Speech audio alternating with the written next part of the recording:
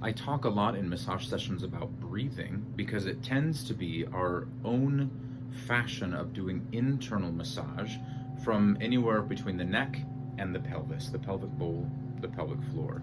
So what I'd really love for us to explore in this is the idea of what our breathing should be doing in regard to the diaphragms, being one right here at the throat, kind of at the bottom of our tongue, another one at the base of the rib cage, and then the last one down at the pelvic floor.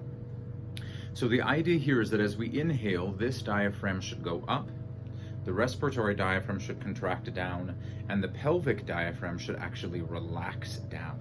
And then as we breathe out, the pelvic floor contracts up, the abdominal wall contracts in, the respiratory diaphragm relaxes further up, and then this diaphragm at the throat softens down.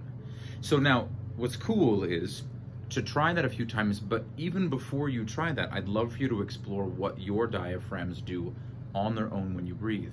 Because for most of us, when we breathe in, the pelvic floor actually contracts and lifts, and the diaphragm doesn't necessarily go down, it kind of goes forward or back, and then we don't even know what's going on in our throat. So just check those out first. Once you've got a good idea of what those do, then maybe as you've closed your eyes and you're breathing slowly, you can ask them to switch and to shift. And if it's too much to think about, then just think about one of the three at a time and notice what's happening at your throat, what's happening at the base of your rib cage, and what's happening at the base of your spine in your pelvic bowl. And then after you practice it a little bit, then you'll be able to bring two and then all three of those together into your awareness. And then it's pretty cool what can happen at your low back, at your legs, at your throat, at your neck, at your shoulders, and how those can relax as well.